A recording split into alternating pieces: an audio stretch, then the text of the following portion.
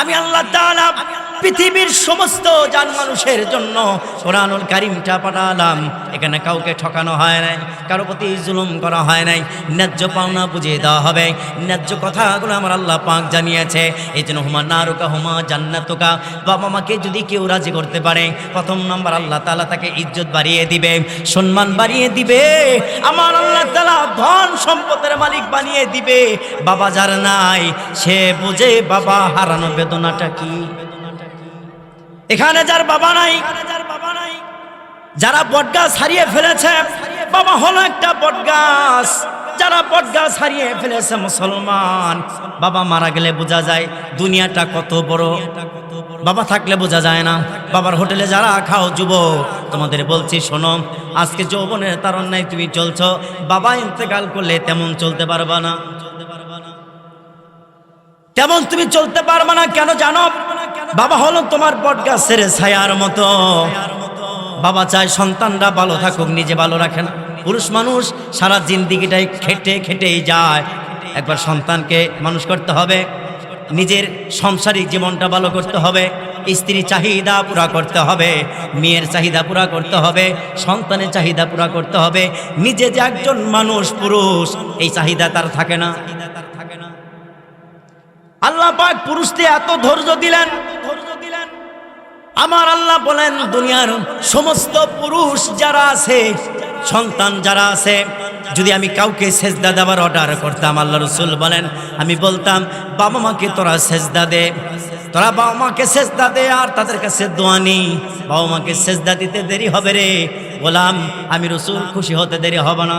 কিন্তু যেহেতু মানুষকে সেজদা করা নিষেধ, এই জন্য আমি বলি নাই।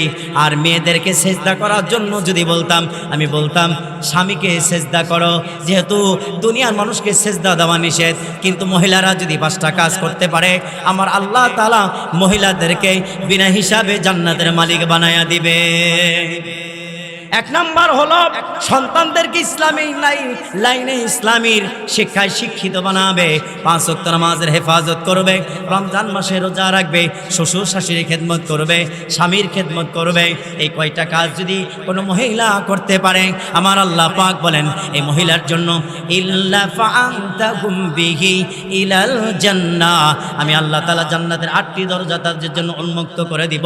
আমি আল্লাহ তাআলা ডাকতে থাকবো, আয় আয় আয় আমার বান্দি, এই 8টি দরজা তোর জন্য উন্মুক্ত। যা যা যা, যে দরজা দিয়ে মনে হয় ওই দরজা দিয়ে তুই জান্নাতে চলে যা। পুরুষ জাতির জন্য 3টা থিওরি আমার আল্লাহ পাক দিলেন। 1 নাম্বার থিওরি হলো আমার আল্লাহ পাক দিলেন হুমা নারুকা হুমা জান্নাতুকা, বাবা মাকে ভালোবাসতে হবে, বাবা মাকে রাজি করতে হবে। 2 নাম্বার থিওরি হলো আল্লাহ পাক বলে আমার রাসূলকে ভালোবাসতে হবে। 3 নাম্বার থিওরি হলো আমার আল্লাহ পাক বলে আমার গোলামি করতে হবে। এই 3টা জিনিস তুমি নবীজি নূরের নবী, সব ভুলিব নবী তোমায়, ভুলতে আমরা পারি না। আল্লাহুম্মা, মহব্বতে সবাই আওয়াজ করে মাওলানা মুহাম্মদ ওয়া আলা আলি সাইয়্যিদিনা। সবাই পড়ে বালাগাল উলা বিকামালিহি কাশাফাত তুজা বিজামালি হাসানাতু জামিউ খিসালিহি সাল্লু আলাইহি ওয়া আলিহি। ভাদাই নূরে মদিনা জামি মসজিদের উন্নয়ন উদ্যোগে 27 নভেম্বর 7ম বার্ষিক ওয়াজ মাহফিলের সম্মানিত সদর সভাপতি, সামনে বসা দিন প্রিয় ইসলাম প্রিয় তাওহীদি জনতা,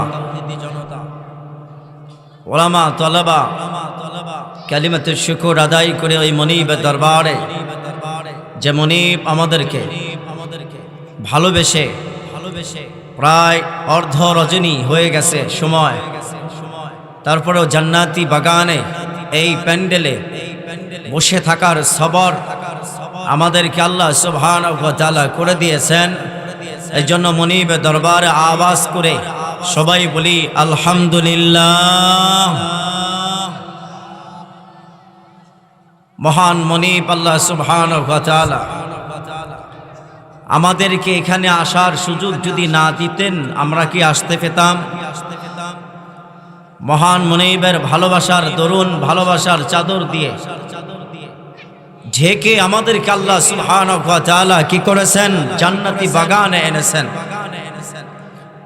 আর এই মজলিসটা এমন মজলিস, যতক্ষণ এখানে আমরা বসে থাকব আমাদের প্রত্যেকটা নিঃশ্বাসের বিনিময় নফল ইবাদতের সব আল্লাহ তাআলা লিপিবদ্ধ করে দিতেই থাকবে। সুবহান। তো ওই মনিব আল্লাহ তাআলা মহব্বত এবং ভালোবাসা দিয়ে এই জান্নাতি পরিবেশে আসার সুযোগ সকলকে দেওয়া হয়নি। আপনি দেখেন মেলাতে অনেক লোক আছে, আশেপাশে চিল্লাফেল্লা করতেছে, কিন্তু তারা এখানে আসে নাই। কিন্তু এখানে আসলে কি হবে? যতক্ষণ এইখানে আপনি বসে থাকবেন, ওলামা ইকরাম যতক্ষণ এইখানে কথা বলবে, প্রত্যেকটা কথা, প্রত্যেকটা আওয়াজ নফল ইবাদতের সব আপনার আমার আমলনামায় আল্লাহ জমা করে দিতেই থাকবে। সুবহান।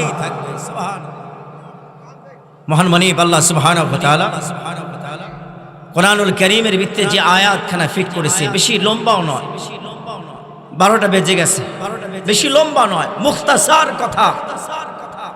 আজকের মাহফিল যারা আয়োজন করেছেন, আয়োজক যারা, শ্রোতা যারা, প্রধান মেহমান যিনি, আজকের আমাদের সভাপতি যিনি, সকলের কিন্তু একটা মনেরই আশা যে আমাদের মসজিদরা কি হবে? অসম্পূর্ণ কাজগুলো সম্পূর্ণ হবে। আমার পাশে সাগর আছে, সাগর তো বলতেছিল হুজুর আমার থরথর করে পাও কাঁপতেছিল, মানুষ টাকা দিবে কি দিবে না। মাহফিলে এখন মানুষ টাকা দিতে চায় না, কিন্তু গান বাজনাতে মানুষ এখন বেশি টাকা দেয়। কথা বলতে হবে আমার সাথে। কয়দিন পরে আপনাদের এখানে একটা বাউল গান হবে হয়তো, আপনি দেখবেন সেখানে নেতাদের নেতাগিরি পাওয়ার দেখবেন 10,000 চাইলে 50,000 টাকা দেয়, কিন্তু মসজিদের জন্য কি করবে না? দিতে চাবে না। মসজিদে যদি তারা 50,000 টাকা দেয়, কথার কথা মসজিদ কমিটির জুতা মুবারক 2-3 জোড়া ক্ষয় হয়ে যায়, কিন্তু নেতার ঘরের কাছ থেকে টাকা আসে।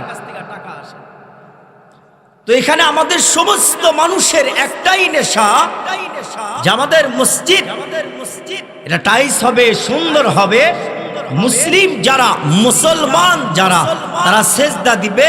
আর আজকে যারা দান করেছেন, যদি দান মনিবের খাতায় যদি গ্রহণযোগ্য হয়ে যায়, কবুল হয়ে যায়, তো আল্লাহ তাআলা আপনাদের জিন্দেগীর সমস্ত গুনাহ খাতা আল্লাহ মাফ করে দিয়েছে। আপনি দান, এটা ছোটখাটো কোনো বিষয় নয়, এটি এমন একটা জিনিস, আপনি যে দান করেছেন এটা এমন গুরুত্ব, এটা আপনি এখন বুঝবেন না, আপনি বুঝবেন না। কিন্তু দান, যে দানটা করতে হবে, আল্লাহ রাসূল কিছু কিছু সময় গোপনে দান করতে বলেছেন, আবার কিছু কিছু সময় আল্লাহ রাসূল প্রকাশ্যে দান করতে বলেছেন। এই কারণেই একটা মানুষ যদি প্রকাশ্যে 10,000 টাকা দান করে, আরেকজন মানুষের ভিতরে একটা অন্যরকম অনুভূতি আসবে যে ও যদি 10,000 টাকা দেয়, আমি কেন দিতে পারবো না? আমি আর 5,000 টাকা বাড়ায় দিব। এটা হলো প্রতিযোগিতা না, এটা হলো প্রকাশ্যে দান করা, এটাও সদকায়ে জারিয়া। যারাও এটা করবে তাদেরকে আল্লাহ তাআলা বিনা হিসাবে জান্নাতের মালিক বানায়া দিবে। সুবহান। কেন? দান করতে মানুষের যে টাকা লাগে, আল্লাহ তাআলা বলেন ওয়ারিসকুহা, আমি তো রিজিক দিয়েছি তোমাকে, এখান থেকে তুমি কি করবা? দান করবা, করদান হাসানা। আর তুমি যেটা আমাকে দিবা, এটাকে আমি এত বিশাল আকারে তোমাকে দিব, হাসরের ময়দানে তুমি বুঝতেই পারবা না। তুমি আমাকে দিয়েছো 20,000, আর আমি তোমাকে দিব সবচাইতে দামি যে জান্নাত, জান্নাতুল ফেরদাউস। এখানে আমি আল্লাহ তাআলা তোমার জন্য আলাদা একটা ঘর বানিয়ে দিব। সুবহানাল্লাহ। আপনি দিবেন আল্লাহকে 10,000, আল্লাহ দিবে জান্নাত। জান্নাতের একটা ইটের দাম কি সারা জমিন আসমান, জমিন 7 আসমান 7 জমিন বিক্রি করলে হবে? কথা বলেন হবে? কিন্তু এমন জান্নাত আল্লাহ তাআলা 1 টাকার মাধ্যমেও দিতে পারে, 10 টাকার মাধ্যমেও দিতে পারে, 20,000 টাকা 50,000 টাকার মাধ্যমেও দিতে পারে। ইখতিয়ার কার? কথা বলেন, ইখতিয়ারটা কার? মহান মনিবের আল্লাহ সুবহানাহু ওয়া তাআলা। কেন? আপনার পকেট থেকে যখন আপনি দেখবেন, মসজিদে যখন আপনি যাবেন, বড় নোটটা দিতে মন চাবে না। মসজিদে জুমার দিন আপনি বড় নোট দিতে মন চাবে না। কেন? কৃপণতা। সমস্ত টাকার ভাঁজ থেকে 10 টাকার নোট অথবা 5 টাকার নোট বের করে দেয় মানুষ। অথচ আল্লাহ রাব্বুল আলামিন বলেছেন, শোনো বান্দা, পছন্দনীয় কাপড় পরে মসজিদে যাও, সুসজ্জিত সুন্দর পরিবেশ তৈরি করে তুমি মসজিদে যাও, আতর লাগাও, সুরমা লাগাও, তুমি আমার মেহমান। আর আমার মেহমানের গায়ে কোনো সময় ছেঁড়া নোংরা কোনো কাপড় থাকতে পারে না। তুমি আমার ঘরের মেহমান, তুমি আমার জান্নাতের মেহমান। তুমি ঘরে আসতে দেরি হবে, সিজদা দিতে দেরি হবে, এ বান্দা, আমি আল্লাহ তাআলা তোমার নামে জান্নাত রিজার্ভ করতে 1 সেকেন্ড সময় নিব না। সুবহানাল্লাহ। আমরা নামাজে পড়ে ডাক দেখি, সুবহানা রাব্বিয়াল আলা। এটা কার নাম? কথা বলতে হবে, কার নাম? আল্লাহ সুবহানাহু ওয়া তাআলা। এই নামটা এত মজা। আপনারা বিলালের কথা জানেন, ইতিহাস জানেন? বিলালের ইতিহাস আপনারা জানেন? হযরত আবু বকর বিলালকে জিজ্ঞাসা করেছিলেন, আবু বকর বলেছিলেন, বিলাল, যে তুমি এই আহাদ শব্দের কারণে তুমি যেহেতু মায়ের খাও, আহাদ শব্দ বাদ দিলেই হয়। বিলাল কিন্তু কালেমা পড়ার জন্য না, শুধু আহাদ শব্দ সূরা ইখলাসের আসছে না, কুল হুয়াল্লাহু আহাদ আল্লাহুস সামাদ লাম ইয়ালিদ ওয়া লাম ইউলাদ ওয়া লাম ইয়াকুল্লাহু কুফুয়ান আহাদ। বিলাল কিন্তু এই জন্য মার খাইছে বেশি। আবু বকর বলতেছিল, বিলাল আহাদ শব্দটা বাদ দাও। বিলাল বলে, আহাদ শব্দের মজা তুমি জানো? আল্লাহর নামের মজা জানো? রাসূলের নাম যেমন মজা মুসলিমদের জন্য, ঠিক তেমন মজা আল্লাহ পাকের নাম। আল্লাহর নাম জপবে আর মাঝে মাঝে পড়বে সাল্লাল্লাহু আলাইহি ওয়াসাল্লাম। দুইজনকে ম্যাচিং করে আল্লাহ তাআলা ওই গোলামকে বিনা হিসেবে জান্নাতের মালিক বানায়। আপনি কি আল্লাহকে শুধু ভালোবাসলে হবে না? আল্লাহ বলছে, আমাকে ভালোবাসার দরকার নেই, আমার রাসূলকে ভালোবাসো। ইন কুনতুম তুহিব্বুনাল্লাহ ফাত্তাবিউনি ইউহিব্বুকুমুল্লাহ ওয়া ইয়াগফির লাকুম যুনুবাকুম ওয়াল্লাহু গফুরুর রহিম। ইন কুনতুম তুহিব্বুনাল্লাহ, আল্লাহ পাক সুবহানাহু ওয়া তাআলা তিনি বলেন, বন্ধু, কোন বান্দা যদি আমায় ভালোবাসে চলবে না, আপনাকে ভালোবাসবে, আমি আল্লাহ পাক তাকে নিজে ভালোবাসবো। সারা পৃথিবীর যত নবী আমার আল্লাহ তাআলা পাঠিয়েছেন, আদম থেকে ঈসা আলাইহিস সালাম পর্যন্ত, সবাই আল্লাহর জন্য পাগল। একটা মাত্র নবীর জন্য আমার আল্লাহ পাগল, তিনি আর কেউ নয়, আপনার আমার নবী মুহাম্মাদুর রাসূলুল্লাহ। সারা পৃথিবীর নবী আদম আলাইহিস সালাম থেকে ঈসা আলাইহিস সালাম পর্যন্ত 1,24,000, মতান্তরে 2,24,000 পয়গম্বর, সবাই আল্লাহর জন্য পাগল, আল্লাহর দিদারের জন্য পাগল। একজন মাত্র নবী, যে নবী আল্লাহর দিদারের জন্য পাগল না, কিন্তু আল্লাহ তার দিদারের জন্য পাগল। জিবরাইল আলাইহিস সালাম চলে এসেছে, আল্লাহ রাসূল মৃত্যু সজ্জায়, প্রচন্ড জ্বর। জিবরাইল আলাইহিস সালাম সিজদা আল্লাহ রাসূলের কাছে এসে বলতেছেন, নবীজি, একজন ফেরেশতা আমার সাথে এসেছে, যিনি কোনো মানুষের কাছে যায় না, আপনার কাছে এসেছে, যদি অনুমতি দেন সে আসবে। আল্লাহ রাসূল বুঝতে বাকি হলো না, কে এসেছে আমি জানি, আমাকে আগেই জানানো হয়েছে।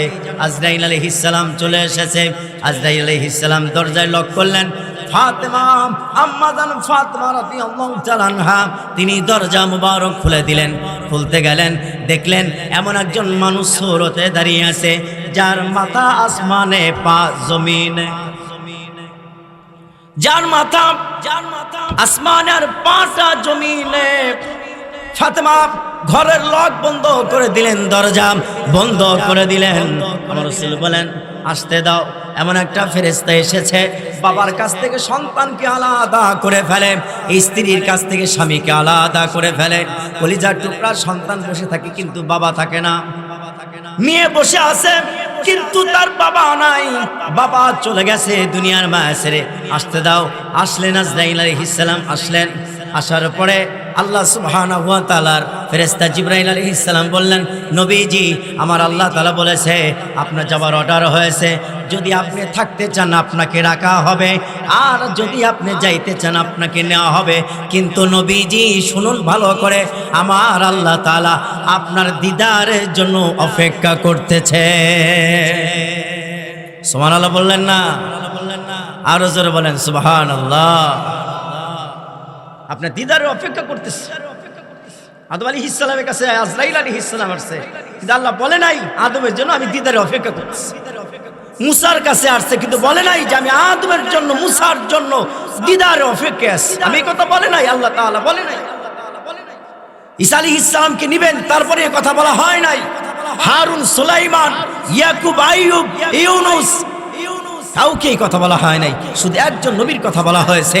পৃথিবীর সমস্ত মানুষ, সমস্ত নবী আমার জন্য পাগল, আর আমি মুহাম্মদুর রাসূলুল্লাহ সাল্লাল্লাহু আলাইহি ওয়াসাল্লামের জন্য পাগল। জোরে কোন সুবহানাল্লাহ। তাহলে নবীটা কি? দামি না দামি? জোরে বলতে হবে। নবী দামি, আমরা উম্মত দামি। আমাদের রেখে আল্লাহ রাসূল কি জান্নাতে যাবে? কথা বলতে হবে, যাবে না? যাবে। আমরা মুসলিম, এটা আমরা গর্ববোধ মনে করি। আমার নবী, নবীজি মুহাম্মদ রাসূলুল্লাহ সাল্লাল্লাহু আলাইহি ওয়াসাল্লাম, নবীরা পর্যন্ত নাফসি নাফসি করবে, নবীরা পর্যন্ত নাফসি নাফসি করবে। আর সেই দিন মাকামে মাহমুদে যিনি সেজদায় থাকবে আর কেউ নয়, আপনার আমার নবী মুহাম্মদ রাসূলুল্লাহ সাল্লাল্লাহু আলাইহি ওয়াসাল্লাম। আদম আলাইহিস সালাম, সমস্ত মানুষগুলা আমরা যায়া সমস্ত মানুষ আদম আলাইহিস সালামকে বলবো, ওগো নবী আদম আমাদের বাঁচায়া দেন, হাসরের দিন আজকে তেমন ভালো লাগে না, বাঁচায়া দেন। আদম আলাইহিস সালাম বলবে আমি পারবো না। তোমরা যাও শীষ আলাইহিস সালামের কাছে, শীষ পয়গম্বরের কাছে যাওয়া হবে। শীষ পয়গম্বর বলবে আমরা পারবো না। তুমি যাও ইব্রাহিমের কাছে, তুমি যাও নূহ আলাইহিস সালামের কাছে। নূহ আলাইহিস সালাম দ্বিতীয় আদম বলা হয়। নূহ আলাইহিস সালাম বলবে আমি পারবো না। কেন না আমি পারবো না? কেন? আমার সন্তানকে আমি নৌকায় উঠাইতে চেয়েছিলাম, আমার আল্লাহ নিষেধ করেছে, নহরে যদি কিস্তিতে তোমার সন্তানকে কেনানকে উঠাও, নবীর দপ্তর থেকে তোমার নাম কাটা যাবে। আমি তুলতে পারবো, তুলি নাই। আজকে কি ফয়সালা হবে আমি জানি না। তোমরা যাও ইব্রাহিম আলাইহিস সালামের কাছে, ইব্রাহিম আলাইহিস সালামের কাছে যাওয়া হবে।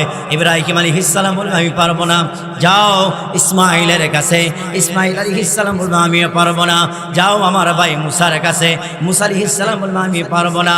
যাও আমার ভাই হারুনের কাছে, হারুন আলাইহিস সালাম বলবে আমি পারবো না। যাও শামস আলাইহিস সালামের কাছে, শামস আলাইহিস সালাম আমি পারবো না। যাও ইউনুস আলাইহিস সালামের কাছে, ইউনুস নবী বলবে রে হাসরের মানুষ আজকে আমি পারবো না। যাও ইদ্রিস আলাইহিস সালামের কাছে, ইদ্রিস আলাইহিস সালাম বলবে আমি পারবো না। যাও আইয়ুব আলাইহিস সালামের কাছে, আইয়ুব বলবে আমি পারবো না। যাও দাউদ আলাইহিস সালামের কাছে, দাউদ বলবে আমি পারবো না। যাও সুলাইমান আলাইহিস সালামের কাছে, সুলাইমান আলাইহিস সালাম বলবে আমি পারবো না। সমস্ত নবীরা একত্রিত হয়ে, উম্মতগুলো একত্রিত হয়ে তখন সবাই পরামর্শ করে ঈসা আলাইহিস সালামের নেতৃত্বে। ঈসা আলাইহিস সালাম বলবে আজকে হাসরের দিন একজন নবী বাঁচাইতে পারবে, আর কেউ নয়, তিনি আমার আপনার আমার দুঃখী নবী, নবীজি মুহাম্মাদুর রাসূলুল্লাহ। সেই নবী শুধু পারবে, আর কেউ পারবে? আর কারো ক্ষমতা এখানে চলবে না, কোনো ক্ষমতা চলবে না।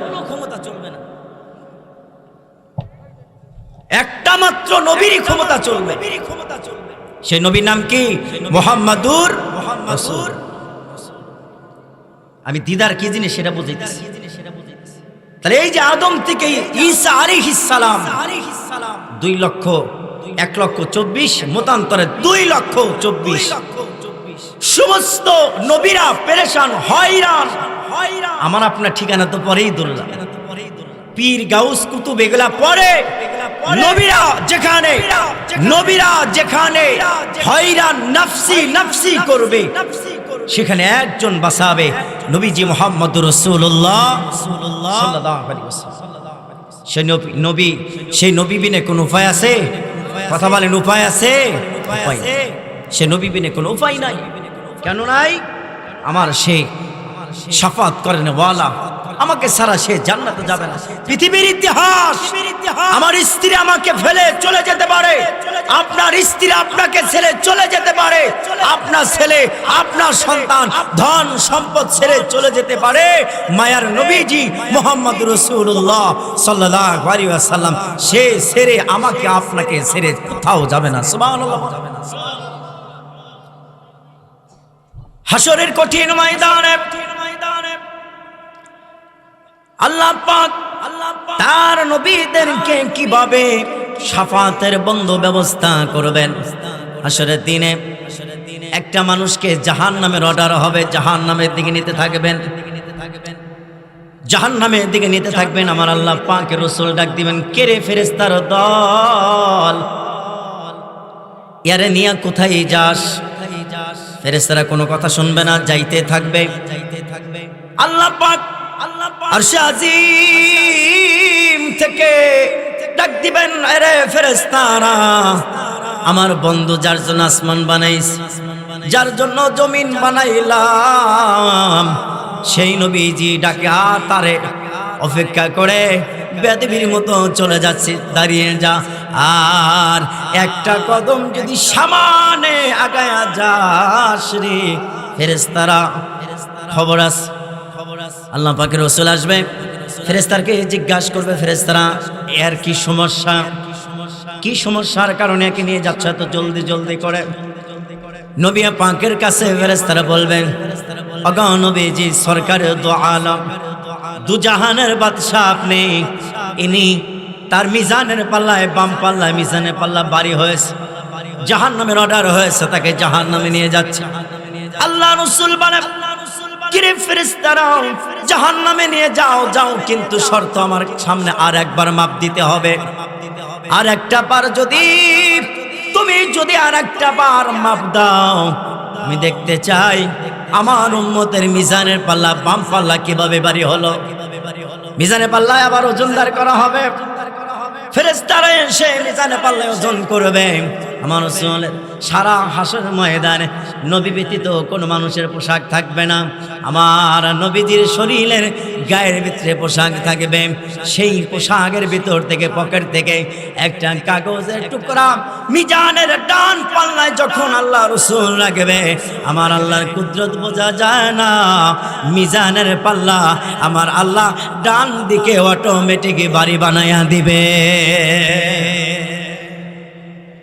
মিজানের পাল্লাটা ভারী বানায় ফেরেশতারা রেখে দৌড়ে চলে যাবে। এই লোক এসে আল্লাহ রাসূলকে বলবে, আজকে কে তুমি? আজকে এই বিপদের দিনে আমারে বাঁচাইলা, কে? তোমার নাম কি, পরিচয় কি, তুমি কে? বলছে, তুমি আমাকে চেনো না? বলছে না। আরে গোলাম আমারে তুমি চেনো না? না গো চিনি না। আরে বান্দা, এই আমার উম্মত, আমারে দেখোস না, আমি ছিলাম মদিনায়, তুমি বাংলাদেশে জমিন থেকে ভাদাই মসজিদের মাহফিলে বসে থেকে তুমি একবার পড়েছিলা সাল্লাল্লাহু আলাইহি ওয়াসাল্লাম, এই যে দরুদ শরীফ তুমি পড়েছিলাম, আমার কাছে ফেরেশতানি দরুদ শরীফ পাঠিয়ে দিয়েছে, আর এই দরুদ আমার কাছে জমা হয়েছে। আজকে তোমার এই দুঃখের দিনে এই দরুদটা আমি মিজানের পাল্লায় রেখে দিয়েছি। আমার আল্লাহ তাআলা আমার দরুদের শান ও মাকাম ধরার জন্যে, আমার দরুদের ইজ্জতের জন্যে তোমার মিজানের পাল্লা, ডান পাল্লা আমার আল্লাহ ভারী বানিয়ে দিয়েছে। রহমাতাল লিল আলামিন ওয়া মা আরসালনাকা ইল্লা রাহমাতাল লিল আলামিন। আল্লাহ পাক হলেন রব্বুল আলামিন, আর আমার আপনার নবী হলেন রাহমাতাল লিল আলামিন। দরুদ পড়ি আল্লাহুম্মা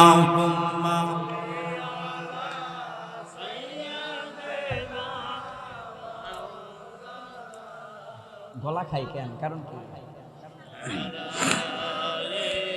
সাইয়্যিদিনা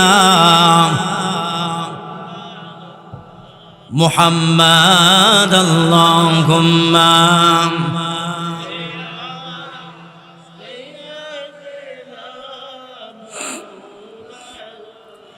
মুহাম্মদ ওয়া আলা আলি সাইয়্যিদিনা।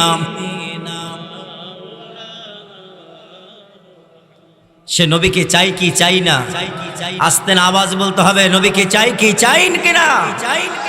আল্লাহ পাক সেই রসুল বিনে কেউ আপনাকে হাসরের দিন জান্নাত দিতে পারবে, কিন্তু দুটি মানুষ আপনাকে জান্নাত দিতে পারবে। হাদিস শরীফে একটি হাদিস পড়েছি, হুমা নারুকা হুমা জান্নাতুকা। বাবা মা জান্নাত, বাবা মাই জাহান্নাম। আল্লাহ রসুলের কাছে আনাস রাদিয়াল্লাহু তাআলা আনহুর কথা শুনছেন, আপনার আলোচনা শুনছেন কোনদিন? আনাস রাদিয়াল্লাহু তাআলা জবরদস্ত সাহাবী ছিল, জবরদস্ত সাহাবী। আনাস রাদিয়াল্লাহু তাআলা 12টি বছর আল্লাহ রসুলের খাদেম ছিলেন, 12টি বছর। আনাস আল্লাহ রসুল সাল্লাল্লাহু আলাইহি ওয়াসাল্লামের কাছে বিচার দিলেন। নবী পাক সাল্লাল্লাহু আলাইহি ওয়াসাল্লাম মসজিদে নববীতে বসা, আনাস আসছে, এসে বলতেছে, নবী মা আমাকে প্রতিদিন মারে। এই ঘটনাটা খুব খেয়াল করে শুনবেন। মা আমাকে প্রতিদিন মারে। আল্লাহ রসুল বললেন, খবরদার আনাস, তুমি কি তোমার মায়ের নামে আমার কাছে নালিশ জানার জন্য আসছো, বিচার দেওয়ার জন্য আসছো? আনাস বলে, ইয়া রাসূলুল্লাহ, না, বিচার দেওয়ার জন্য আসি নাই, কিন্তু এসেছি আপনি মার জন্য দোয়া করেন, আমি জানি বাড়িতে গিয়ে দেখতে পারি আমার মা আমার হাত ধরে কালেমা পড়ে মুসলমান হয়ে গেছে। হযরত আনাস তিনি খুব নম্র ভদ্র মানুষ ছিলেন, তিনি খুব নরম মেজাজের মানুষ ছিলেন। আনাস দৌড়ায়া গেলেন, বাড়ির দিকে রওনা হয়েছে। প্রথমে হযরত ওমরের সাথে দেখা। ওমর বলেন, কিরে আনাস, তুমি এত ভদ্র মানুষ, এত দৌড়াও কেন? হযরত আনাস বলে, ছেড়ে দাও, আমি দেখতে চাই আমার নবী রাহমাতাল লিল আলামিন দোয়া করেছে, আমি আনাস আগে বাড়িতে যাই নাকি আমার রাসূলের দোয়া আমার আগে বাড়িতে যায়? আমি আনাস আগে বাড়িতে যাই না আমার রাসূলের দোয়া বাড়িতে যায়? আনাস বাড়ি দরজার কাছে গিয়ে ছোট্ট করে ডাক দিছেন, মা। কথার ভিতরে একটু নরম নরম আওয়াজ এসেছে, ভিতর থেকে আওয়াজ আসছে, আনাস একটু দাঁড়াও, আমি ফ্রেশ হয়ে নিচ্ছি, দাঁড়িয়ে যাও। দাঁড়ালেন, মা বের হলেন। বের হবার পরে মা বলতেছেন, আনাস তুমি যখন তোমার রাসূলের দরবারে যাও খাদেম হিসাবে, আমি চিন্তা করে দেখলাম তুমি তো ভালো একটা মানুষের কাছে যাও। ওয়া মা আরসালনাকা ইল্লা রাহমাতাল লিল আলামিনের কাছেই তুমি যাও, লোকটি ভালো, তাহলে আমি তোমাকে মারলাম কেন? আমি অনুতপ্ত হতেছি, আমি অনুতপ্ত হব। আর আনাস তোমার রাসূলের দরবারে যাওয়ার আগে আমাকে পড়ায় দাও, লা ইলাহা ইল্লাল্লাহু মুহাম্মাদুর রাসূলুল্লাহ, লা ইলাহা, আওয়াজ করে লা ইলাহা।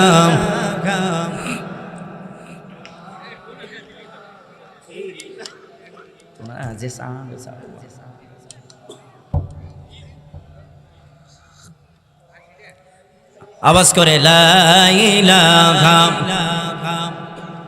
ও লা ইলাহা,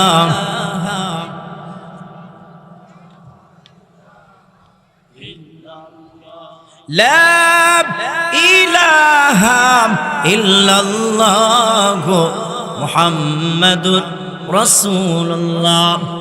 আনাস বলতেছেন, আমার মায়ের কণ্ঠ থেকে নরম নরম আওয়াজ আসতেছে, আমার মা বের হলেন, বের হয়ে কালেমা পড়ে সে মুসলমান হলেন এবং তার ভুলের ক্ষমা চাওয়ার জন্য আল্লাহ রসুলের দুয়ার পর্যন্ত, দরবার পর্যন্ত আমি আমার মাকে নিয়ে গেলাম। জোরে কান সুবহানাল্লাহ। কেমন সে নবী আর কেমন আমরা উম্মত। এখানে এমন মানুষ আছে ঈশা নামাজ পড়ে আছে না নাই? এখানে এমনও মানুষ আছে মাগার খিচুড়ি নামার পর ফজর নামাজ পড়বে না, আছে। সেও কিন্তু মুসলমান পরিবারের জন্য, তার জন্য আল্লাহ পাক জান্নাতের 8টি দরজা খুলে রেখেছেন। এই বান্দা যদি তওবা করে ফিরে আসতে দেরি হবে, আল্লাহ পিছনে গুনাহ 1 সেকেন্ড লাগবে না তাকে মাফ করতে। সুবহানাল্লাহ। আল্লাহ কেমন আল্লাহ জানেন? আপনি নামাজ পড়েন না, তারপরে আপনাকে খাবার। আপনি রোজা করেন না, তারপরে আপনাকে খাওয়ায়। আপনি রসুলের সুন্নত মানেন না, রসুলের দরুদ পড়েন না, তারপরে আল্লাহ পাক আপনাকে খাওয়ায়। এই জিহ্বার দিকে তাকিয়ে থাকে। 60 বছর, 65, 70, 80 বছর বয়স হয়েছে, তাতে কি হয়েছে? এই জিহ্বাটা নয়া যদি একবার আল্লাহকে আল্লাহ বলে কেউ স্বীকার করতে দেরি হবে, পিছনের গুনাহ মাফ করতে আল্লাহ 1 সেকেন্ড সময় নেবেন। তাকিয়ে থাকে জিহ্বার দিকে। আমার বান্দা আমাকে ডাক দিবেন, আল্লাহ বলে ডাক দিবেন। প্রত্যেকটা মানুষের জিহ্বার গোড়ায় গোড়ায় তাকিয়ে থাকে। ওগো গোপালপুরের মুসলমান, আল্লাহ পাক যদি তাকিয়ে না থাকতেন, রাত যখন গভীর হয়ে যায় তখন আল্লাহ পাক সপ্তম আকাশ থেকে নূর মুবারক প্রথম আসমানে এসে ডাকতে থাকে, কার সন্তানের অভাব বলো আমি তাকে সন্তান দিব। কার টাকার অভাব বলো আমি তাকে টাকা দিব। কে ঋণগ্রস্ত আছো আমি তাকে ঋণ পরিশোধ করে দেব। নেতা বলবে এরকম কথা বলেন না কেন? নেতা বলবে, এমপি বলবে, মন্ত্রী বলবে যে আয় আয় বেটা তোর 5 লাখ টাকা ঋণ আছে, আজকে ঋণ শোধ করে দিব, বলবে নাকি?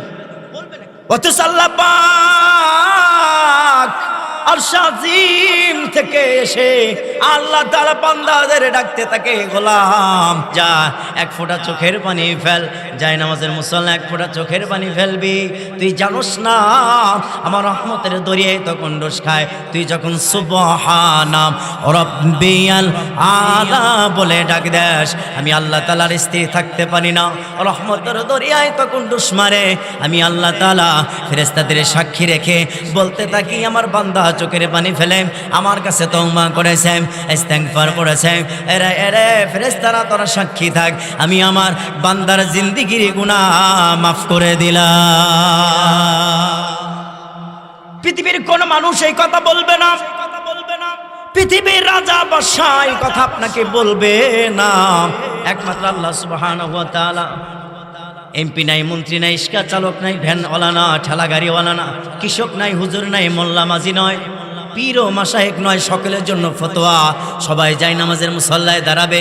রিক্সা চালিয়েছে সারাদিন কোনো ব্যাপার না, যায় নামাজের মুসল্লায় দাঁড়িয়ে যাবে, আল্লাহকে ডাক দিবে, আল্লাহ কুদরতি হাত বাড়ায় দিবে, চোখের পানিগুলো মুছতে থাকবে আর বলতে থাকবে, বান্দা চোখের পানি আর ফালাস না, আমি আল্লাহ তাআলা তোর পিছনের গুনাহ এই মুহূর্তে মাফ করে দিলাম।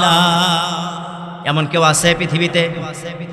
বলেন এমন কেউ আছে? কেউ যা আপনাকে ডেকে ডেকে বলবে, এই অমুক যা তোরে মাফ করে দিলাম, বলবে কেউ? কিন্তু আল্লাহ পাক যে 2 জন ব্যক্তির নাম বললাম, হুমা নারুকা হুমা জান্নাতুকা, বাবা মা জান্নাত, বাবা মা জাহান্নাম, এই 2 ব্যক্তির কথা আল্লাহ রাসূল বলেছেন। এই 2 ব্যক্তি যদি নারাজ হয়ে যায়, আমার শানে দরুদ পড়লেও চলবে না, আমার শানে মিলাদ শরীফ পড়লেও চলবে না। এই 2 ব্যক্তিকে ম্যানেজ করতে হবে। তোমার দ্বারা জানো তোমার মা কোনদিন 1 বিন্দু পরিমাণ জাররা পরিমাণ কষ্ট পায় নাই, তোমার বাবা যেন তোমার দ্বারা কষ্ট না পায়। এই 2 জনকে রাজি করো, খুশি করো, আমি রাসূল তোমার সাথে ধরা দিব। শুধু ধরা দিব না, ঘুমাইবা যখন আমি রাসূল তোমার সাথে দিদার করব না, শুধু আমি রাসূল তোমার সাথে ওয়াদাবদ্ধ, তোমাকে আর আমাকে একসাথে বিনা হিসাবে জান্নাতের মালিক আমি আল্লাহর রাসূল তোমাকে বানায়া দিব। কিন্তু শর্ত দুই ব্যক্তিকে কি করতে হবে? রাজি করতে হবে। দুই ব্যক্তিকে কি করতে হবে? রাজি করতে হবে। সেটা কে? বাবা এবং মা। আজকে সমাজের ভিতরে সবচাইতে অবহেলিত পাত্র হলো বাবা। সবচাইতে অবহেলিত পাত্র হলো বাবা এবং মা। মা দেখতেই পায় না কিছু সন্তান, অথচ আল্লাহ রাসূল বলতেছেন এই দুই ব্যক্তিকে কি করতে হবে? ভালোবাসতে হবে এই দুই ব্যক্তিকে। তারপর আমি রাসূল তোমার সাথে ধরা দিব, আমি রাসূল তোমার সাথে দিদার করব। শুধু দিদার নয়, আমি রাসূল যদি খুশি হয়ে যায় তো আল্লাহ খুশি হয়ে যাবে, আর আমি রাসূল যদি খুশি হয়ে যায় আল্লাহ পাক তোমাকে বিনা হিসাবে জান্নাতের মালিক বানায় দিবে। সুবহানাল্লাহ। কিন্তু আমরা তো বাপ মাকে রাজি করতে পারি না। অনেক হুজুররা বাপ মারে খাইতে দেয় না ভাই। পীরের কথা বাতি দিলাম, এখানে না পীরের ব্যবসাটা বেশি ধরলাম। পীর আছে, অনেক আছে। আমার প্রশ্ন, সে পীর হোক, হুজুর হোক, মাওলানা হোক, মুফতি হোক, সে তার বাপ মার সাথে কি আসান করছে, এটা হলো আমার বিষয়। পীর বড়, আমি জানি বড় পীর, আমি জানি এই সেই, কিন্তু সে তার বাপ মাকে রাজি করতে পারে। তার পীরগিরির কোনো দাম মনিব আর আল্লাহ রাসূলের কাছে নাই। আল্লাহ রাসূলের কাছে নাই। আল্লাহ রাসূল বলেছেন হুমা নারুকা হুমা জান্নাত।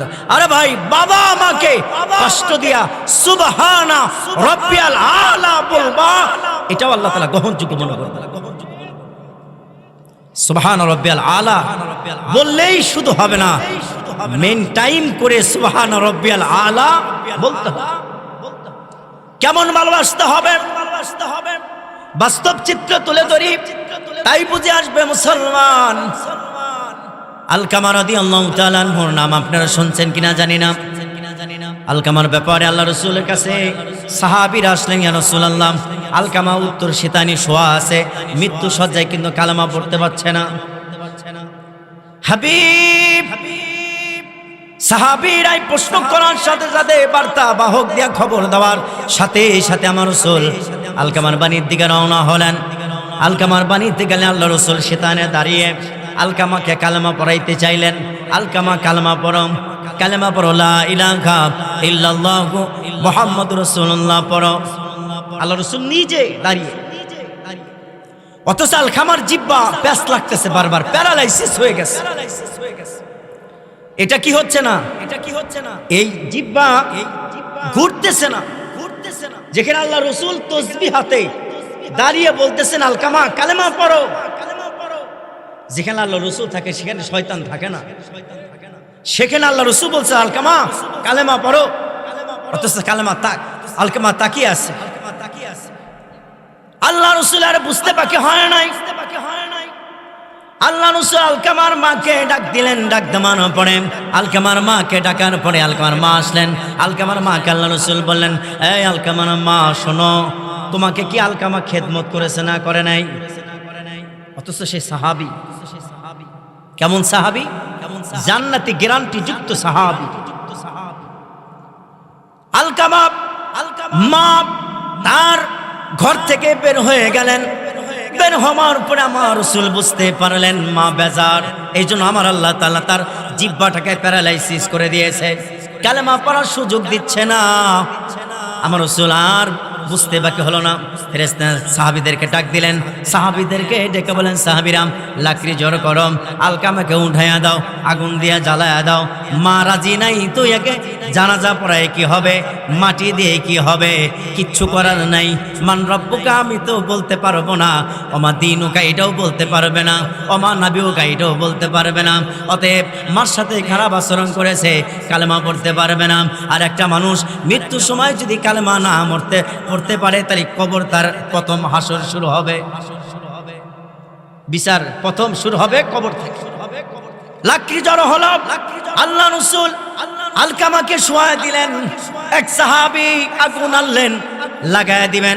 আলকামার মা এসে আমার রাসূলের কদম মোবারক ধরে ফেলেছে, ধরে বলতেছেন, নবীজি আমার কলিজার দন, আমার সামনে আপনি জ্বালায়া দিবেন, এটা মনে মানে না। নবীজি গো, আপনাকে সাক্ষী রেখে এই মুহূর্তে আমি আমার সন্তানকে মাফ করে দিলাম। জিবরাইল আলাইহিস সালাম আগমন করেছে।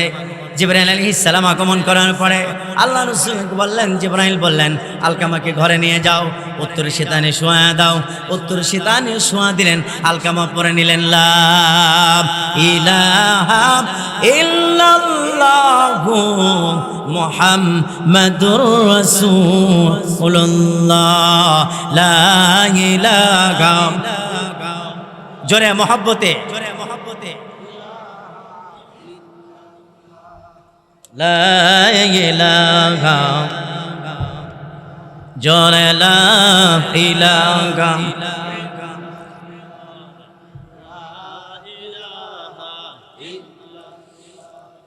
আসমানের মালিক তুমি আল্লাহ, জমিনের মালিক তুমি আল্লাহ, লা ইলাহা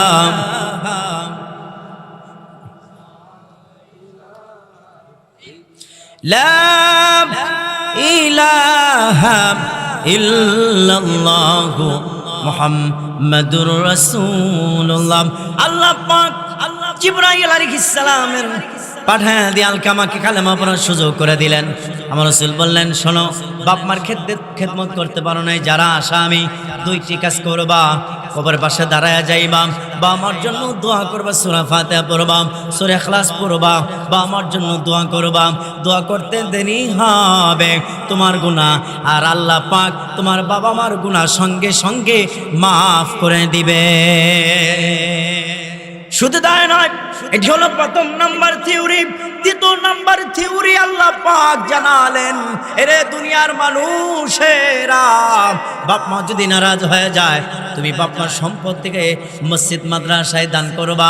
মসজিদ মাদ্রাসায় যখন তুমি দান করবা, এই দানের সবগুলা, এই যে দেখেন ফ্যাক্সলট আমরা করি কি করি না, বিকাশ করি কি করি না, ফ্যাক্সলট করলে এখান থেকে টাকা মারলে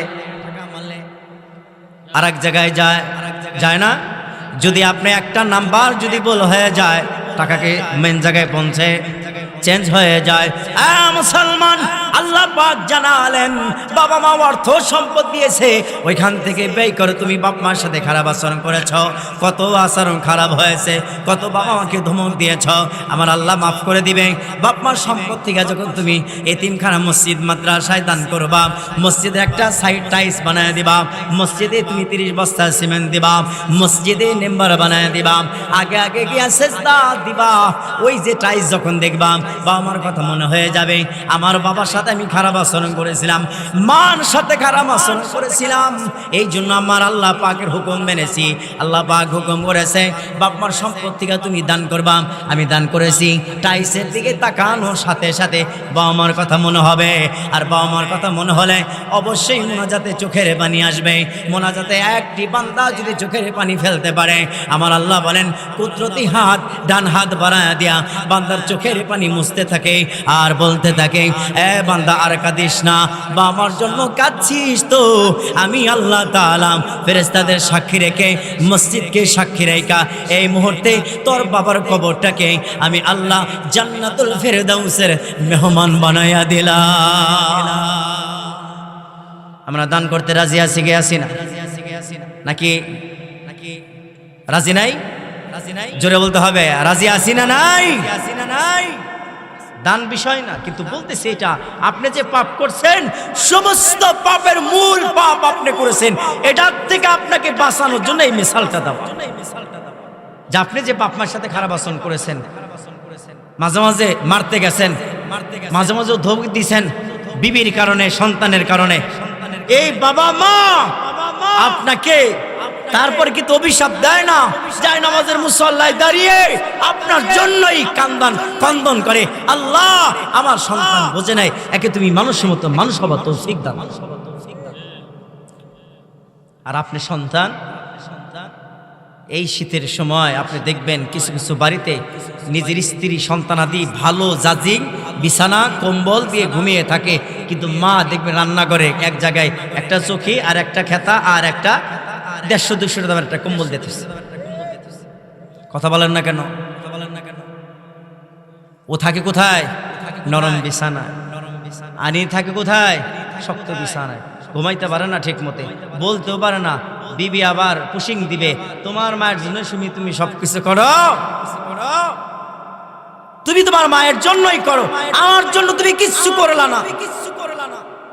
আজ পর্যন্ত কোনো বিবিকে শুনতে পেরেছেন বা শুনেছেন কিনা স্বামী যদি একদিন ঝগড়া করে এমন কেউ আছে কিনা বলবে তুমি আমাকে অনেক দিছো, আজকে নয় দিলা না, ঠিক আছে, এরকম তো নাই। বরং উল্টা বলে তোমার সাথে সংসার করে আমি কিছুই পাই না। একদিন শুধু দেন নাই, একটা জামা আনতে দেরি হয়েছে, অথবা একটা ডাব সাবান ফেরালাবলে একটা সুনু আনতে দেরি হয়েছে, সে বলবে তোমার কাছে এসে শান্তি পাইলাম। 50 বছরের জিন্দেগির আর 50 বছরের খাবার দাবার আর 50 বছরের পড়ানো সবকিছু একদিনে শেষ। কথা বলেন না কেন? এই সাথীর জন্য বাবাকে আলাদা, মাকে আলাদা সেপারেট করে দিচ্ছে। অথচ আল্লাহ রাসূল বলছে হুমা নারুকা হুমা জান্নাতুকা, বাবা মায় হলো জান্নাত, বাবা মাই জাহান্নাম।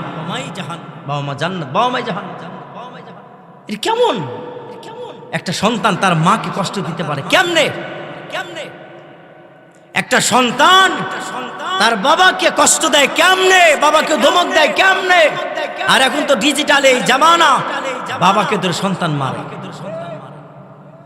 আপনি ঠিক বললেও ঠিক, না বললেও ঠিক, এটাই ঠিক। একটা মোবাইল কিনে দেয় না বিথায়, মোটরসাইকেল কিনে দেয় না, ফাঁস লাগাইতে যায়, বিষ খাইতে চায়। আমার মতো বাবা যদি হয়, ও যদি ফাঁস দিতে চায়, আমি নিজে তার গলায় রশি ধরা দেব, তুই মরলে মর, মরলেই জাহান্নামে যাবে। তুই বিষ খাইতে চাস, আমি বিষ কিনে দিব, বেটা তুই খা, খায়া মরে তুই জাহান্নামে যা। অথচ বাবা সম্পদাদি তেমন নাই, তার টিউশনি টাকা, তাকে এই পড়ানোর টাকা দিতে দিতে বাবার হাত পা শরীরের অবস্থা ভিন্ন, সপ্তাহে একদিন তেল দিতে পারে না, সেই সন্তান গিয়া সেই বাবাকে ধমকায়। তুমি কি বোঝো? কিছুই বোঝো না। এই জামানা কি মোবাইল ছাড়া চলে নাকি? বাবার আয় রোজগার হলো মাসে 20,000 টাকা, সন্তান মোবাইল দাবি করছে আইফোন, যার দাম 1,20,000 টাকা। কি বলছি? একটা মোবাইলের দাম 20,000 টাকা, অথচ বাবার এক মাসের আয় রোজগার হলো 20,000 টাকা, আর সন্তান চাইতেছে 20,000 টাকা। তখন এই বাবা কি করে জানে? বিকালবেলা বাড়িতে আসলে কাজ গ্লাস ভাঙবে, ওটা ভাঙবে, সেটা ভাঙবে, বেগম ধরে থাকবে, খাবে না। তুই একদিন মগা গ্রুপের ইন্ডাস্ট্রির মালিক হয়ে যাবে। বাবা কি করবে? এনজিওতে গিয়ে কিছু টাকা সুদে উঠাইয়া সন্তানকে মোবাইল কিনে। আর এই সন্তানই কয়দিন পারবে বাবার যা কলার দাও, এই সন্তানই বাবারে যা নাথি মারে, এই সন্তানই বাবাকে যা ধমক দেওয়া কথা বলে। তুমি তো তোমার বাবাকে জানো না, তোমার বাবা কে? একটা সন্তান 60 মণ দুধ পান করে, 2.5 বছরে 60 মণ। কোন সে হিসাব করছে? একটা মায়ের স্তন থেকে, একটা মানুষের শরীর থেকে 60 মণ দুধ পান করে 2.5 বছর পর্যন্ত। সেই মার সাথে গিয়ে খারাপ আচরণ কেমনে করে মুসলমান? 60 মণ দুধ খাইছে, তাও এটা এমন একটা সিস্টেম, না ঠান্ডা না গরম। বিজ্ঞানিক বলেছে একটা সন্তানকে 6 মাস অথবা 1 বছর বাড়তি কোনো খাবার না দিয়ে যদি দুধের স্তন থেকে যদি দুধ পান করায়, এটাই সন্তানের জন্য এনাফ, যথেষ্ট হবে। 2.5 বছরে 60 মণ দুধ খাইলা বেটা, তারপরে মায়ের গিয়ে ধমক দাও। এই সাধারণ 3 টাকার সাথেই পায়া একটা চেহারা সুন্দর পায়া, আটা ময়দা না মাখলে তোমার বউরে সুন্দর লাগে না। এর জন্য গিয়া তোমার জন্মদাতা, তোমার গর্ভধারিণী মাকে তুমি কটূক্তি করে কথা বলো। তুমি মুসলমান? যে পার্লারে না গেলে তোমার সৌন্দর্য দেখা যায় না, চামড়া ঢিল হয়ে গেছে, পার্লারে দিয়া সুন্দর করতে হবে, আটা ময়দা মারতে হবে, যেখানে 1 মণ প্রয়োজন হলে 3 মণ মার, তাও চেহারা সুন্দর বানাইতে হবে। স্বামী দিতে না পারলে সুদে আইনা, টাকা সুদে আইনা হলে আমাকে মেডিসিন কিনে দিতে হবে, নয় আমাকে তোমাকে ছেড়ে যাবো গা, তখন তো তোমার মারি না, তুমি থাকো গা, তুমি আমি যামগা, তোমার মারি না, তুমি কি করো? এখন বাধ্য দিতে হবে। এমন সমাজে এলাকায় কিছু মানুষ আছে, স্ত্রীর অভাব পুরা করতে করতে নিজের একটা ভালো লুঙ্গিও পরার সুযোগ তার হয় না। সন্তানদের অভাব পুরা করতে করতে নিজের একটা ভালো জুব্বা পাঞ্জাবি পরার সুযোগ হয় না। ওগো মুসলমান, আল্লাহ পাক কোরআনুল কারীমের ভিতরে বলেন আলিফ লাম মিম যালিকাল কিতাবু লা রাইবা ফি হুদাল লিল মুত্তাকিন।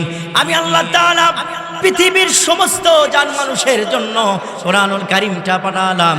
এখানে কাউকে ঠকানো হয় নাই, কারো প্রতি জুলুম করা হয় নাই, ন্যায্য পাওনা বুঝিয়ে দেওয়া হবে। ন্যায্য কথাগুলো আমার আল্লাহ পাক জানিয়েছে। এই জন্য হুমা নারুকা হুমা জান্নাতুকা, বাবা মাকে যদি কেউ রাজি করতে পারে, প্রথম নম্বর আল্লাহ তাআলা তাকে ইজ্জত বাড়িয়ে দিবে, সম্মান বাড়িয়ে দিবে। আমার আল্লাহ তাআলা ধন সম্পদের মালিক বানিয়ে দিবে। বাবা যার নাই সে বুঝে বাবা হারানো বেদনাটা কি। এখানে যার বাবা নাই, যারা বটগাছ হারিয়ে ফেলেছে, বাবা হলো একটা বটগাছ। যারা বটগাছ হারিয়ে ফেলেছে মুসলমান, বাবা মারা গেলে বোঝা যায় দুনিয়াটা কত বড়, বাবা থাকলে বোঝা যায় না। বাবার হোটেলে যারা খাও যুবক, তোমাদের বলছি শোনো, আজকে যৌবনের তারণ নাই তুমি চলছো, বাবা ইন্তেকাল করলে তেমন চলতে পারবা না, তেমন তুমি চলতে পারবা না। কেন জানো? বাবা হলো তোমার বটগাছের ছায়ার মতো। বাবা চায় সন্তানরা ভালো থাকুক, নিজে ভালো রাখে না। পুরুষ মানুষ সারা জিন্দিগিটাই খেটে খেটেই যায়। একবার সন্তানকে মানুষ করতে হবে, নিজের সাংসারিক জীবনটা ভালো করতে হবে, স্ত্রীর চাহিদা পুরা করতে হবে, মেয়ের চাহিদা পুরা করতে হবে, সন্তানের চাহিদা পুরা করতে হবে। নিজে যে একজন মানুষ পুরুষ, এই চাহিদা তার থাকে না। আল্লাহ পাক পুরুষকে এত ধৈর্য দিলেন। আমার আল্লাহ বলেন দুনিয়ার সমস্ত পুরুষ যারা আছে, সন্তান যারা আছে, যদি আমি কাউকে সেজদা দেওয়ার অর্ডার করতাম, আল্লাহ রাসূল বলেন আমি বলতাম বাবা মাকে তোরা সেজদা দে, তোরা বাবা মাকে সেজদা দে আর তাদের কাছে দোয়া নি। বাবা মাকে সেজদা দিতে দেরি হবে রে গোলাম, আমি রাসূল খুশি হতে দেরি হবে না। কিন্তু যেহেতু মানুষকে সেজদা করা নিষেধ, এই জন্য আমি বলি নাই। আর মেয়েদেরকে সেজদা করার জন্য যদি বলতাম, আমি বলতাম স্বামীকে সেজদা করো, যেহেতু দুনিয়ার মানুষকে সেজদা দেওয়া নিষেধ। কিন্তু মহিলারা যদি 5টা কাজ করতে পারে, আমার আল্লাহ তাআলা মহিলাদেরকে বিনা হিসাবে জান্নাতের মালিক বানায়া দিবে। এক নাম্বার হলো সন্তানদেরকে ইসলামী লাইনে ইসলামীর শিক্ষায় শিক্ষিত বানাবে, 5 ওয়াক্ত নামাজের হেফাজত করবে, রমজান মাসে রোজা রাখবে, শ্বশুর শাশুড়ির খেদমত করবে, স্বামীর খেদমত করবে। এই কয়টা কাজ যদি কোনো মহিলা করতে পারে, আমার আল্লাহ পাক বলেন এই মহিলার জন্য ইল্লা ফাআনতাহুম বিহি ইলাল জান্নাহ, আমি আল্লাহ তাআলা জান্নাতের 8টি দরজা তাদের জন্য উন্মুক্ত করে দিব। আমি আল্লাহ তাআলা ডাকতে থাকবো, আয় আয় আয় আমার বান্দি, এই 8টি দরজা তোর জন্য উন্মুক্ত, যা যা যা, যে দরজা দিয়ে মনে হয় ওই দরজা দিয়ে তুই জান্নাতে চলে যা।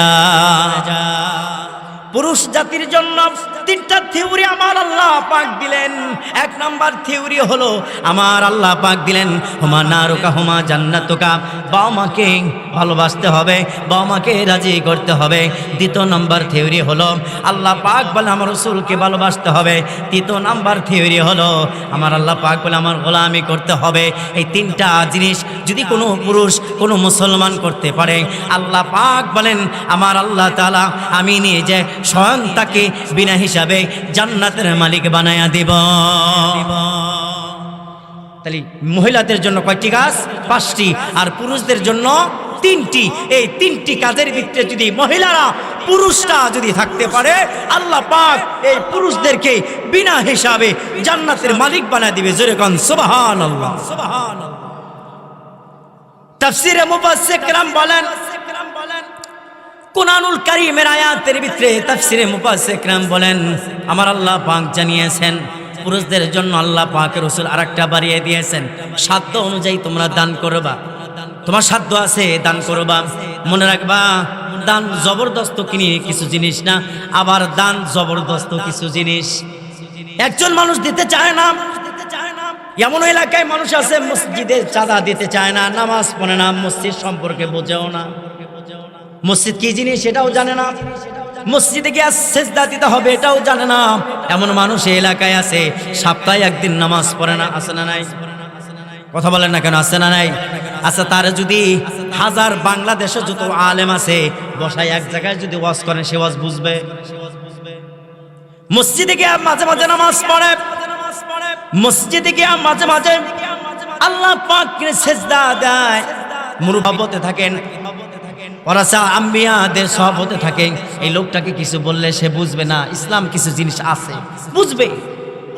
বছরে একবার পাওয়া যায় না, শুধু কুরবানির সময় নামাজ পড়ে গোস্তের বাগানে অর্জন, মাঠের নামাজ পড়ে শুধু গোস্তের বাগানে অর্জন, ঈদের নামাজ পড়ে ইজ্জত বাঁচানোর জন্য। এই মানুষকে আপনি ওয়াজ করে বুঝায় লাভ পাবেন না, বুঝাইতে পারবেন না। এদেশের নেতা করে মতো, এদেশের নেতারা অনেকেরা পেশাব করে কুলুপ কোথায় নিতে হবে অনেকে জানেন, টয়লেটে কোন পা দিয়ে যাইতে হবে, দোয়া কোনটা, বের হওয়ার সময় দোয়া কোনটা, অনেকে নেতা বলতে পারবে না এই কথা। অথচ দেখেন এই এলাকায় বিশাল বড় নেতা, গোসলে ফরজ কয়টি এটা বলতে পারবে না, গোসলে ফরজ যে 3টি বলতে পারবে না, বলবে সর্বনাশ করে হারাইছে। দোয়ায় কুনুত বলতে পারবে না। যদি বিশ্বাস না হয় আপনি টাইল করে দেখেন না, টাই করে দেখেন, সাহস করে একদিন দাঁড়া যা, ময়দান থেকে দাঁড়া বলবেন হুজুর নেতা সাহেব আমার কথা আছে, আপনি যে মঞ্চে হুজুরের সামনে দাঁড়াইছেন আপনি দোয়া করতে পারবেন? দেখবেন নেতা সাহেবের পায়জামা ঢিল হয়ে গেছে, সর্বনাশ করে হারাইছে। 4টা কালেমা পড়তে পারবেন? অথচ দেখবেন অনেক মাহফিলে গেলে দেখা যায় হুজুর বসে হয়েছে আধা ঘন্টা, নেতা বক্তব্য দিতেছে আধা ঘন্টা, কোন ব্যাপার? কোরআন হাদিসের কথাই বলে সে। ওগো মুসলমান, এগুলো আমার কোনো বিষয় নয়, আমার বিষয় হলো এই যে চাহিদা অনুযায়ী আল্লাহ পাক মসজিদ কেন বানালেন। আর মা আরসালনাকা ইল্লা রাহমাতাল লিল আলামিন। আল্লাহ পাক রাসূলকে পাইতে গেলে যেমন কোনো কাজ করতে হবে, কোন কোন জিনিস করতে হবে অনেকেই জানি না।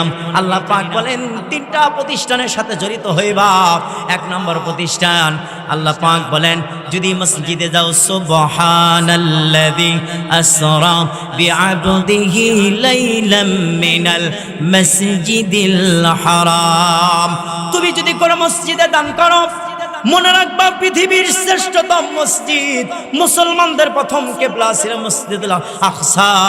আল্লাহ পাক বলেন মসজিদে আকসার তোমার মসজিদের এই মসজিদকে জরিয়া বানায়াম তুমি যে মসজিদে দান করেছো 2000, 5000, 10,000, 20,000, 30,000 টাকা দান করেছো, আমি আল্লাহ রাসূল তোমার প্রতি রাজি খুশি, আর আল্লাহ পাকও রাজি খুশি। আল্লাহ পাক যদি রাজি হয়ে যায় আর আমি রাসূল যদি রাজি হয়ে যায়, মসজিদকে জরিয়া বানায়া তোমাকে বিনা হিসাবে আল্লাহ পাক জান্নাত মালিক বানায়া দিবে। আল্লাহ পাক বলেন শোনো, ইয়াউমাইদিন তুহাদ্দিসু আখবারাহা, যে জায়গায় বসে বসে তুমি নেক আমল করবা ওই জায়গা আল্লাহ তাআলা খবর বলবে, তোমার কথাগুলো হাসরের দিন শাফাত করবে। যে জায়গায় দাঁড়িয়ে বসে তুমি মসজিদের জন্য দান করবা, তোমার বাবা মার জন্য, তোমার মার জন্য, দুঃখী মার খেদমত করতে পারো নাই, বাবার খেদমত করতে পারো নাই, কিন্তু যে ভুলগুলা করেছো ভুল সংশোধন করতে পারবো কি পারবো না? আমরা কথা বলেন না কেন, পারবো কি পারবো না? ভুল সংশোধনের জায়গা আছে না? আল্লাহ পাক বলেন ভুল সংশোধনের জায়গা আছে। দুনিয়ায় তুমি তোমার বাবা আমার সাথে খারাপ আচরণ করেছ, তুমি তোমার ভুল সংশোধন করার জন্য বাবা আমার জন্য 20,000 টাকা, 30,000 টাকা মসজিদে এক্সারসাইজ করে দিবা, মসজিদকে মহব্বত করবা, ইমামকে মহব্বত করবা, মসজিদে যাইবা, মসজিদ যাতায়াত করবা, মসজিদে একটু লং টাইম সময় থাকবা, একটু জিকির করবা, নফল ইবাদত করবা, সপ্তাহে একদিন মসজিদে রাখতো জাগরণ করো। বৃহস্পতিবার আমল আল্লাহ তাআলা বান্দার আমলগুলা আসমানে নেওয়া হয়। শনি থেকে বৃহস্পতিবার পর্যন্ত যত মানুষ আমল করে আল্লাহ পাক বলেন সমস্ত আমল আমি আল্লাহ তাআলা বৃহস্পতিবারে আরশ আজিমে নিয়ে আসি। সকলের আমল কিন্তু আমার কাছে আসে না, আমি আল্লাহ পাক সকলে আমল আরশ আজিমে আমি আল্লাহ তাআলা দেই না। ওই সমস্ত মানুষের আমলগুলো আমি আল্লাহ পাক আরশ আজিমে নিয়ে আসি। যারা আমার মসজিদকে ভালোবাসে, মহব্বত করে, তাদের আমলগুলো আমি আল্লাহ পাক আরশ আজিমে নিয়ে আসি। একটু জোরে বলা যাবে কি সুবহানাল্লাহ? এজন্য মসজিদকে মহব্বত করে কারা কারা দান করতে রাজি আছে? আমরা হাত উঠাই। কারা কারা দান করতে রাজি আছে? হাত উঠাই। সবাই হাত উঠাই। তাকবীর দে, লিল্লাহে তাকবীর, সাউন্ড করে লিল্লাহে তাকবীর। আল্লাহ তাআলা কবুল করে আমরা বলি আমিন। প্রথম অবস্থায় শুরু করব আমি আমার আজকের সভাপতি জনাব আবু নাইম সোহান ভাইয়ের কাছ থেকে ভাই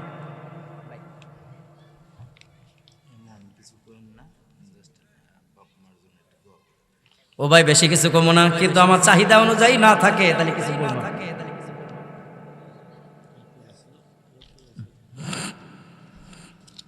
কিছুই বলবো না, কিন্তু আপনার আমার চাহিদা অনুযায়ী দিতে হবে। আপনি যেহেতু আজকে আমি তো কত আছে? নিল্লাহে তাকবীর তাকবীর। আমি আসার পর আমাকে ভাইজানের যিনি ছিলেন তিনি বলেছিলেন 30,000 টাকা দিবে। আমি বলছি চলবে না, চলবে না, চাহিদা অনুযায়ী কিছু দিতে হবে। আরো 10,000 টাকা বাড়িয়ে দিস। এটা তাকবীর দিবেন না? নিল্লাহে তাকবীর।